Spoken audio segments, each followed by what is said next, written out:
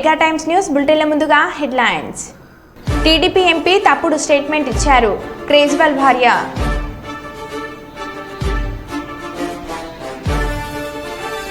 గురుకుల హాస్టల్లో బీర్లు తాగుతున్న మహిళా ప్రిన్సిపాల్.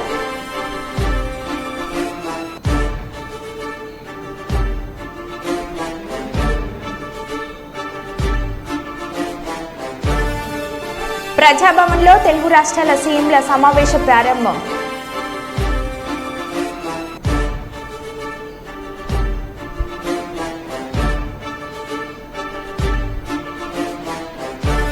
మందమరి అభివృద్ధి లక్ష్యంగా పనిచేయాలి. చెన్నూరు ఎమ్మెల్యే వివేక్ వెంకటస్వామి.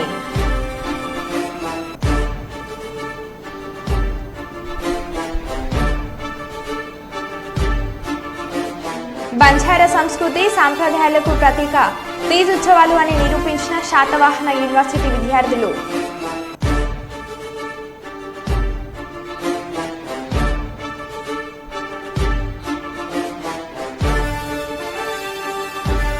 ఇక వివరాల్లోకి వెళ్తే కల్లూరు అర్బన్ 34వ వార్డు మహావీర్ నగర్ కాలనీ వాసులు పాణ్యం ఎమ్మెల్యే శ్రీమతి గౌడ్ చరితారెడ్డి మర్యాద పూర్వకంగా కలిసి కాలనీలోని పార్కుల అభివృద్ధికి, రోడ్ల అభివృద్ధి కొరకు వినతి పత్రం అందజేశారు. సానుకూలంగా స్పందించిన ఎమ్మెల్యే చరితారెడ్డి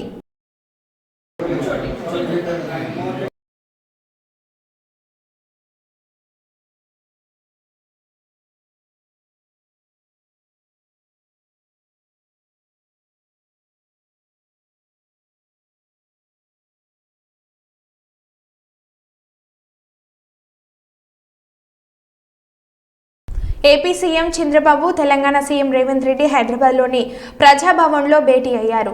రెండు తెలుగు రాష్ట్రాల మధ్య పెండింగ్లో ఉన్న విభజన అంశాలపై ప్రధానంగా చర్చిస్తున్నారు. ఈ సమావేశంలో రెండు రాష్ట్రాల ప్రభుత్వ ప్రధాన కార్యదర్శులు నీరబ్ కుమార్ ప్రసాద్, శాంతికుమారి పాల్గొన్నారు. ఆంధ్రప్రదేశ్ నుండి మంత్రులు అనగాని సత్యప్రసాద్, బీసీ జనార్దన్ రెడ్డి, కందుల దుర్గేష్ పాల్గొన్నారు. ఆర్థిక శాఖ ముఖ్య కార్యదర్శి పీయూష్ కుమార్తో పాటు ఇతర శాఖల అధికారులు హాజరయ్యారు. ప్రజాభవన్లో ఏపీ సీఎం చంద్రబాబును సన్మానించిన తెలంగాణ సీఎం రేవంత్ రెడ్డి.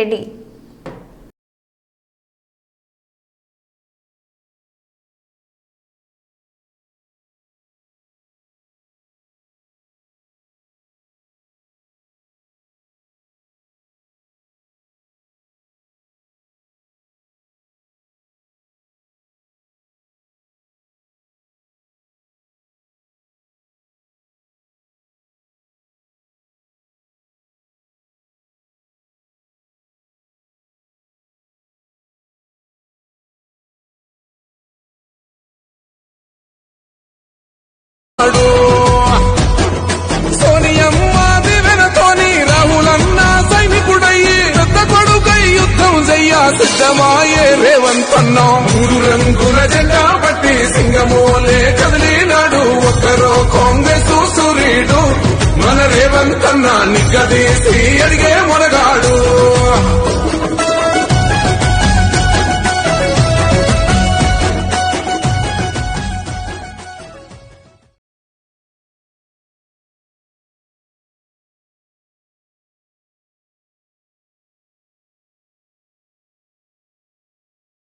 ములుగు జిల్లా వెంకటపురం మండలంలో నకిలీ విలేకరుల పేరుతో బెదిరింపులకు పాల్పడుతున్న ముగ్గురు యువకులను పోలీసులు పట్టుకున్నారు. పోలీసులు తెలిపిన వివరాల ప్రకారం ఈ నెల 1వ తారీఖు అర్ధరాత్రి సమయంలో పామేడు నుంచి చెర్ల మీదుగా బియ్యం లోడుతో వెళ్తున్న లారీని ఆపి ముగ్గురు వ్యక్తులు నకిలీ ఐడి అధికారులతో తాము విలేకరులమంటూ లారీ డ్రైవర్లను కర్రతో, రాళ్లతో బెదిరించి లారీ డ్రైవర్ల వద్ద నుంచి 40,000 నగదు బలవంతంగా లాక్కున్నారు. ఈ విషయం బయటకు చెప్తే లారీ డ్రైవర్స్ ని చంపుతామని బెదిరింపులతో పాల్పడ్డారు. లారీ డ్రైవర్ వెంకటపురం పోలీస్ స్టేషన్లో ఫిర్యాదు చేశాడు. కేసు నమోదు చేసిన పోలీసులు దర్యాప్తు చేయగా వెంకటపురం మండలానికి చెందిన వేల్పుల రాము, వేల్పుల నవీన్, వేల్పుల మనోజ్ గా గుర్తించారు. ఈ ముగ్గురిని విచారించగా తామే చేశామని ఒప్పుకున్నారు. వీరిపై కేసు నమోదు చేసి రిమాండ్కు తరలించారు.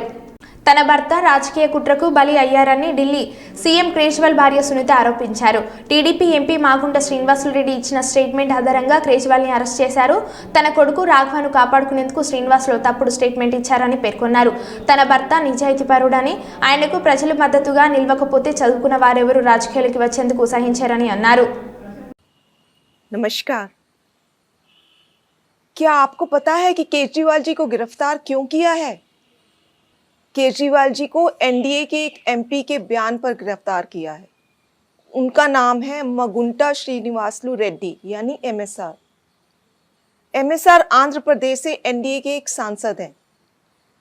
एमएसआर ने ऐसा क्या बयान दिया जिससे आपके मुख्यमंत्री केजरीवाल को गिरफ्तार कर लिया? 17 सितंबर 2022 को एमएसआर के ठिकानों पर ईडी की रेड हुई। उनसे पूछा गया कि क्या वो कभी केजरीवाल जी से मिले हैं। उन्होंने कहा, हाँ, मैं 16 मार्च 2021 को केजरीवाल जी से दिल्ली सचिवालय में उनके दफ्तर में मिला था। मैं दिल्ली में एक फैमिली चैरिटेबल ट्रस्ट खोलना चाहता था, उसके लिए दिल्ली के सीएम से जमीन के बारे में बात करने गया था। केजरीवाल जी ने कहा, लैंड एलजी के पास है, एप्लीकेशन दे दो, हम देखते हैं, और कहकर चले गए। ईडी को एमएसआर का जवाब पसंद ही नहीं आया। ईडी ने कुछ दिन बाद एमएसआर के बेटे राघव मगुंटा को गिरफ्तार कर लिया। फिर से एमएसआर के और बयान लिए गए, मगर वो अपना पहले वाला बयान ही दोहराते रहे क्योंकि वही सच था, और उनके बेटे राघव रेड्डी की बेल खारिज होती रही। इस दौरान सदमे से राघव की पत्नी यानी एमएसआर की पुत्रवधू ने आत्महत्या करने की कोशिश की और उनकी बूढ़ी मां बहुत बीमार हो गई। इन सब को देखते हुए बेटे के लिए बाप भी टूट गया। 17 जुलाई 2023 को पिता एमएसआर ने ईडी में अपना बयान बदल दिया। उन्होंने अब कहा, 16 मार्च 2021 को मैं केजरीवाल जी से मिलने गया था। मुश्किल से 4-5 मिनट मुलाकात हुई। वहीं 10-12 लोग बैठे थे। मेरे कमरे में घुसते ही केजरीवाल जी ने मुझसे कहा कि दिल्ली में आप शराब का काम शुरू करो, बदले में आम आदमी पार्टी को 100 करोड़ रुपए दे दीजिए। केजरीवाल जी से ये मेरी पहली और आखिरी मुलाकात थी। इस बयान के बाद अगले ही दिन एमएसआर के बेटे राघव रेड्डी को ईडी ने बेल दिलवा दी। जाहिर है कि एमएसआर का यह बयान झूठा है। वे खुद कह रहे हैं कि यह उनकी केजरीवाल जी से पहली और आखिरी मुलाकात थी। 10-12 लोग वहां बैठे थे। अगर किसी को किसी से पैसे मांगने भी थे तो वह क्या कोई किसी अजनबी से पहली मुलाकात में ही 10-12 लोगों के सामने इस तरह पैसे मांग लेगा? जाहिर है कि एमएसआर के बेटे और परिवार को 5 महीने बुरी तरह प्रताड़ित किया गया। इसीलिए एमएसआर ने अपने बेटे को बचाने के लिए झूठा बयान दिया, और इस बयान को देने के बाद 2 दिन में ही एमएसआर के बेटे को बेल मिल जाती है। इन सब बयानों से एक बात तो साफ हो गई कि अपने बेटे को जेल से निकलवाने के लिए एमएसआर ने झूठा बयान दिया। कोर्ट ने भी केजरीवाल जी को बेल देते हुए यही माना कि ईडी ने बेल का लॉलीपॉप देकर बयान लिया बिना किसी सबूत के। आपके बेटे केजरीवाल जी को एक गहरे राजनीतिक षड्यंत्र का शिकार बनाया गया है। वो एक सामान्य पढ़े लिखे देशभक्त और कट्टर ईमानदार व्यक्ति हैं। यदि आज आप उनके साथ खड़े नहीं हुए तो इस देश में पढ़े लिखे ईमानदार लोग कभी राजनीति में नहीं आएंगे। क्या मोदी जी केजरीवाल जी के साथ ठीक कर रहे हैं? इस वीडियो को ज्यादा से ज्यादा शेयर करें ताकि देश को पता चल सके कि मोदी जी कैसे ईडी सीबीआई के जरिए एक गहरे राजनीतिक षड्यंत्र के तहत आपके केजरीवाल और आम आदमी पार्टी को खत्म करना चाह रहे हैं। जय हिंद। క్యాతన్పల్లి అభివృద్ధి లక్ష్యంగా పనిచేయాలని సంబంధిత అధికారులను చెన్నూరు ఎమ్మెల్యే గడ్డం వివేక్ వెంకటస్వామి ఆదేశించారు. శనివారం మున్సిపల్ కార్యాలయంలో మున్సిపల్ రెవెన్యూ ఆర్ఓబీ అధికారులతో చేయాల్సిన అభివృద్ధి రివ్యూ మీటింగ్ ఏర్పాటు చేశారు. ఈ సందర్భంగా మీడియాతో మాట్లాడుతూ ఆయన పెండింగ్లో ఉన్న పనులను గుర్తించి వెంటనే పూర్తి చేయాలని, పట్టణంలో అభివృద్ధిపై ప్రణాళికను రూపొందించాలని అధికారులకు సూచించారు. గత ప్రభుత్వ హయాంలో ఎమ్మెల్యే నిధులను కేటాయించకుండా కేవలం అభివృద్ధిని శిలాఫలకాలే పరిమితం చేశారని దుయ్యబట్టారు. మున్సిపాలిటీ ప్రాంతంలో శ్మశాన వాటికల నిర్మాణం కొరకు సింగరేణి నుండి స్థలాన్ని సేకరించి త్వరలోనే శ్మశాన వాటికలను ఏర్పాటు చేస్తామని హామీ ఇచ్చారు.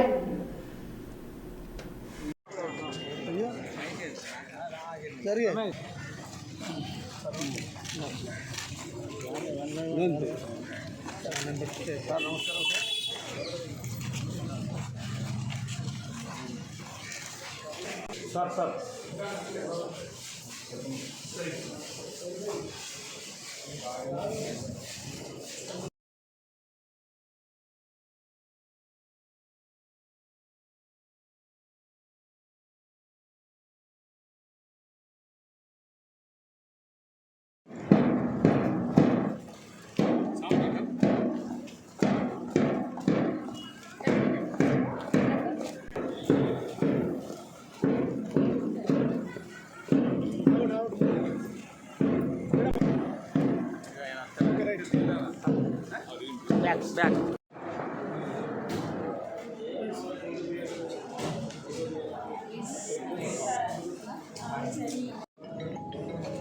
వర్క్స్ రివ్యూ ఇప్పుడే అధికారులతో చేయడం జరిగింది.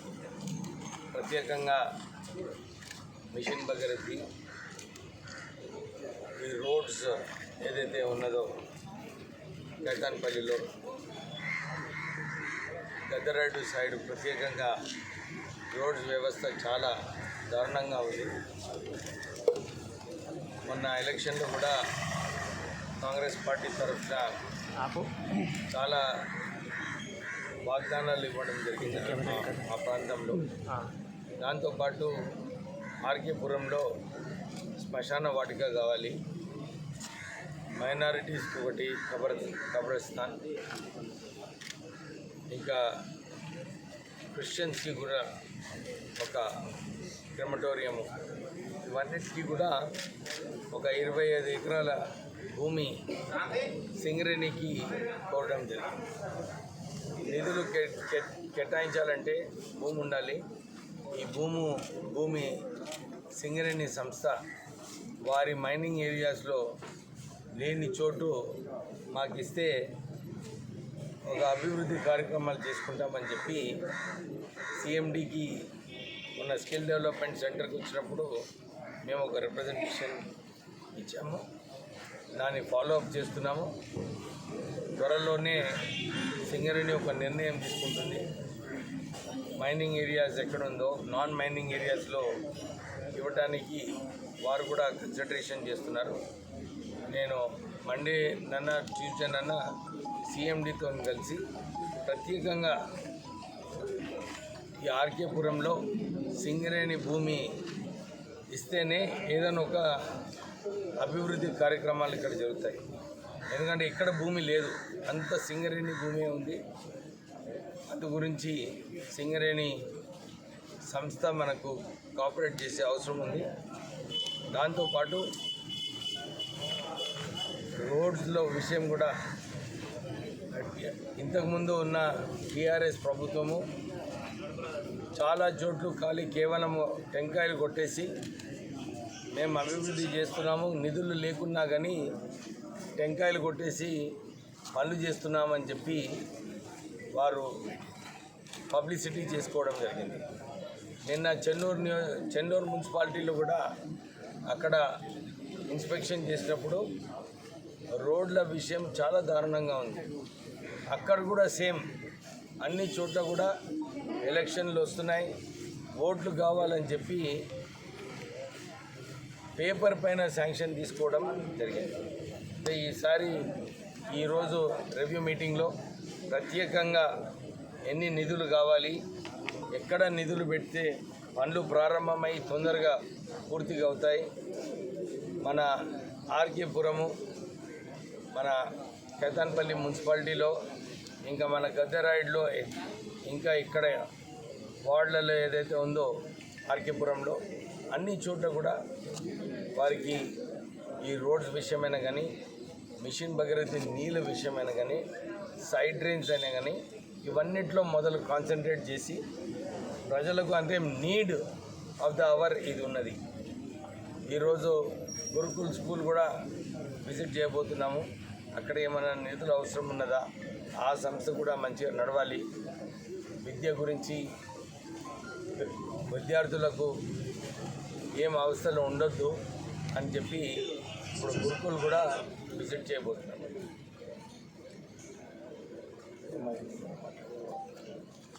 ఏమైనా క్వశ్చన్లు అడిగితే ఆంధ్రప్రదేశ్ రాష్ట్ర విభజన తర్వాత ఇరు రాష్ట్రాల మధ్య సుదీర్ఘకాలంగా ఆవిష్కృతంగా ఉన్న అంశాలపై ప్రజాభవన్లో తెలుగు రాష్ట్రాల ముఖ్యమంత్రుల సమావేశం ప్రారంభమైంది.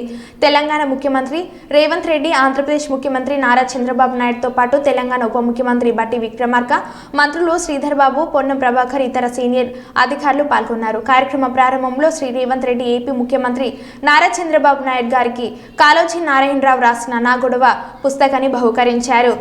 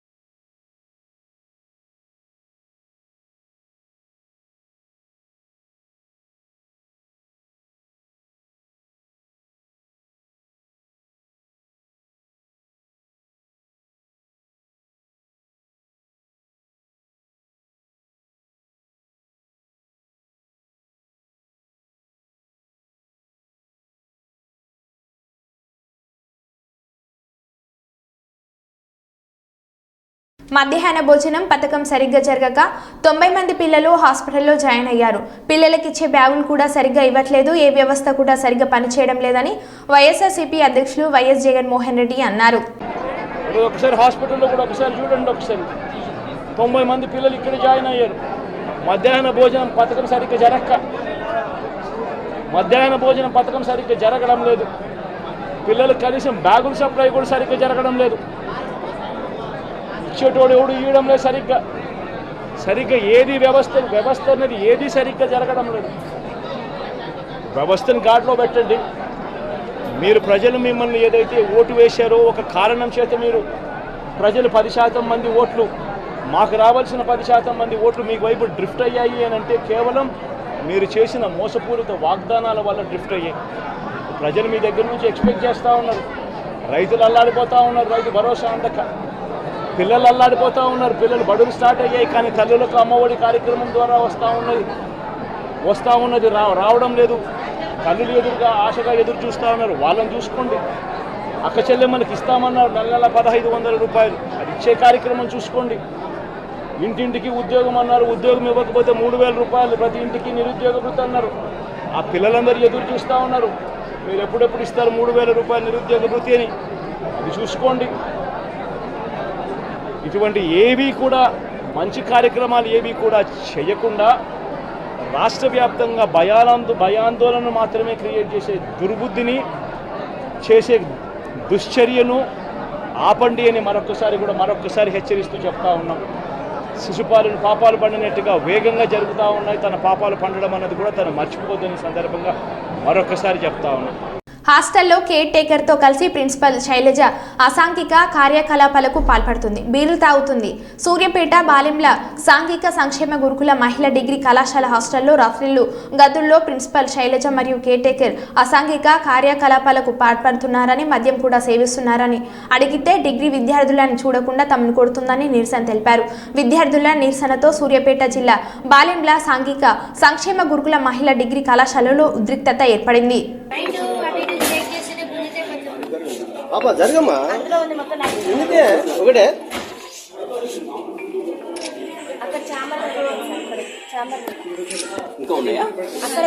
ఆల్కహాల్ చేయడానికి ఆమెకు సెల్ఫ్ కంట్రోల్ అనేది ఉండదు సార్. మేము అందరం మేజర్స్ అసలు మమ్మల్ని ఎట్లా కొడతారు? సొసైటీలో అసలు కొట్టే రూలే లేదు. అసలు 5th క్లాస్ నుంచే కొట్టారు. మేము డిగ్రీ స్టూడెంట్ సార్, ఆల్రెడీ మాకు ఆ స్టేజ్ అయిపోయింది. మేము అందరం మేజర్స్, అందరికి ఓటాకు ఉంది. ఆమె అట్లా ఎట్లా కొడతారు సార్? ఇంకోటి మళ్ళీ మా పేరెంట్స్ కూడా రెస్పెక్ట్ అనేది అసలు ఇయ్యదు. మా పేరెంట్స్ ఏం చేసి సార్ ఎట్లా పడితే అట్లా మాట్లాడతారు సార్. అసలు మా మేడంకి అసలు సెల్ఫ్ కంట్రోల్ అనేది లేదు సార్. మా మీద ఎగబడుతుంది అంటే నైట్ టైం ఆల్కహాల్ చేసాం, మా మీద ఎగబడి మమ్మల్ని ఏమైనా చేస్తే మా పేరెంట్స్ సార్ ఆ బాధ. మా పేరెంట్స్ తో కూడా కరెక్ట్ గా మాట్లాడారు సార్. అసలు మాకు కరెక్ట్ గా కమ్యూనికేషన్ అనేది ఉండదు సార్. మీరు ఆల్కహాల్ ఏసీటీ మేడం బాగా సపోర్ట్ సార్. మేము నైటే పట్టుకున్నాం, అందుకనే ఇంత దాకా రావాల్సి వచ్చింది సార్. మాకు మెయిన్ మా ప్రిన్సిపల్ మేడం వద్దు, ఏసీటీ మేడం కూడా సస్పెండ్ చేయాలి అంతే. మాకు ప్రిన్సిపల్ మేడం అవి ఉన్నాయి కూడా దొరికినాయి బీర్ బాటిల్స్. రూమ్ సీల్ చేసినాం సార్ మేము.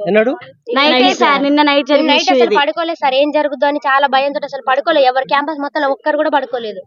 అందరం భయపడుతున్నాం సార్. నెక్స్ట్ ఏం జరుగుతుందో అని వాళ్ళ కొడుకు వచ్చి ఇక్కడ ఉన్నాడు సార్. అంటే వాళ్ళ కొడుకు వచ్చినప్పుడల్లా మేము చాలా అన్కంఫర్ట్ గా ఫీల్ అయినాం సార్. మేము అందరం ఆడపిల్లలేం సార్, షార్ట్స్ వేసుకుంటాం, ఇంకెట్లనే ఉంటాం సార్. మేము కాలేజ్లో ఉంటున్నాం, హాస్టల్ అంటే కాలేజ్ టైం అయిపోయిన తర్వాత హాస్టల్ మేము అందరం డ్రెస్ చేంజ్ చేసుకుంటాం. కానీ మేము చాలా అన్కంఫర్ట్ గా ఫీల్ అయినాం సార్. వాళ్ళ కొడుకు వచ్చి 5 days 6 days 1 week వరకు ఉన్నారు సార్. అట్లా ఎట్లుంటారు సార్? అసలు అది రూల్ ప్రకారం ఉండొచ్చా సార్? తను బయట కూర్చుంటే మమ్మల్ని బయటికి రావద్దనే సార్. 3 years 4 years అయితే ఓకే సార్, కానీ మా ఏజ్ పర్సన్ అట్లా ఎట్లుంటారు సార్ హాస్టల్లో? అమ్మాయిలు అసలు ఇది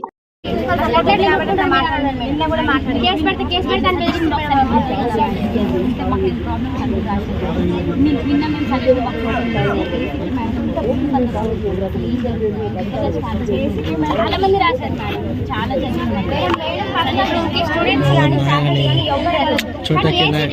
ఏం పని అసలు ఎందుకు వెళ్తారు? ఆమె మేడం పర్మిషన్ లేకుండా ఆమె ఆబ్సెన్స్ లో ఉన్నా అయినా కూడా అసలు అట్లా రూమ్ ఓపెన్ చేస్తారు. కరీంనగర్ జిల్లాలోని కొత్తపల్లి మండలంలోని శాతవాహన యూనివర్సిటీలో బంజారా విద్యార్థులు 9 రోజుల పాటు భక్తి శ్రద్ధలతో నిర్వహిస్తున్న తీజ్ ఉత్సవాలు నేటితో ముగిస్తున్నందున ముగింపు కార్యక్రమానికి ముఖ్య అతిథులుగా యూనివర్సిటీ రిజిస్ట్రార్ కొత్తపల్లి మాజీ వైస్ ఎంపీపీ బుక్య తిరుపతి నాయక్ హాజరయ్యారు. ఈ సందర్భంగా వారు మాట్లాడుతూ గిరిజన తండాల్లో తీజ్ ఉత్సవాలను ఘనంగా జరుపుకునేందుకు గిరిజన పెళ్లి కాని యువతులు తమ జీవితాల్లో కొత్త మలుపులు వచ్చేలా అన్ని శుభకార్యాలు జరిగేలా ఆరాధ్య దైవాన్ని ప్రార్థిస్తూ ఈ వేడుకలను నిర్వహిస్తారని 9 రోజుల పాటు నిర్వహించే ఈ తీజ్ ఉత్సవాల్లో ఉపవాస దీక్షల నడుమ భక్తితో నిర్వహించుకుంటారని తెలిపారు.